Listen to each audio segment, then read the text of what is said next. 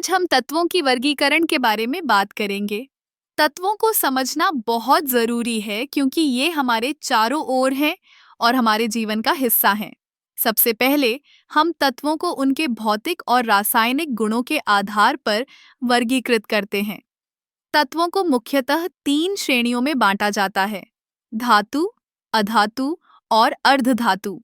धातुएं जैसे कि लोहा, तांबा और सोना सामान्यतः ठोस होती हैं, चमकदार होती हैं और अच्छी विद्युत और ताप चालक होती हैं। इनका उपयोग हम रोजमर्रा की चीजों में करते हैं, जैसे कि इलेक्ट्रॉनिक्स और निर्माण में। अब बात करते हैं अधातुओं की।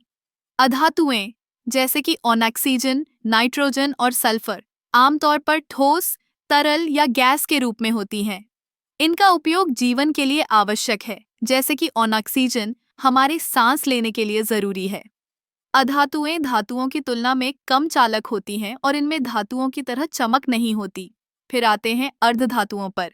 अर्धधातु जैसे कि सिलिकॉन और बोरॉन धातुओं और अधातुओं के बीच की कड़ी होती हैं। ये कुछ धातुओं की तरह चालक होती हैं और कुछ अधातुओं की तरह गुण दिखाती हैं। अर्धधातुओं का उपयोग मुख्यतः इलेक्ट्रॉनिक उपकरणों में होता है, जैसे कि कंप्यूटर चिप्स में। अब तत्वों को उनके परमाणु संख्या के आधार पर भी वर्गीकृत किया जाता है। यह वर्गीकरण हमें तत्वों के गुणों को समझने में मदद करता है। उदाहरण के लिए, आवर्त सारणी में तत्वों को उनके परमाणु संख्या के अनुसार व्यवस्थित किया गया है।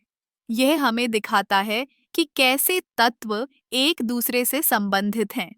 आवर्त सारणी में मुख्य समूह होते हैं, जैसे कि समूह 8 जो अल्कली धातुओं का समूह है और समूह 17 सासी क्योहाल्डोन हैलोजन का समूह है। अल्कली धातुएं बहुत प्रतिक्रियाशील होती हैं और पानी के साथ तेजी से प्रतिक्रिया करती हैं।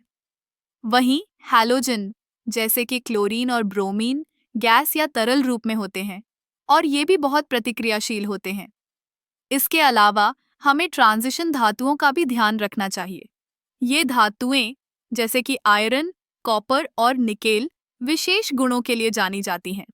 इनका उपयोग औद्योगिक प्रक्रियाओं में होता है और ये विभिन्न रासायनिक प्रतिक्रियाओं में महत्वपूर्ण भूमिका निभाती हैं। तो तत्वों का वर्गीकरण न केवल हमें उनके गुणों को समझने में मदद करता है, बल्कि यह हमें विज्ञान के विभिन्न क्षेत्रों में भी मार्गदर्शन करता है। तत्वों की यह विविधता हमें यह समझने में मदद करती है कि हमारे चारों ओर की दुनिया कैसे काम करती है। याद रखें, तत्वों का अध्ययन सिर्फ एक शैक्षणिक विषय नहीं है, बल्कि यह हमारे जीवन के हर पहलू से जुड़ा हुआ है।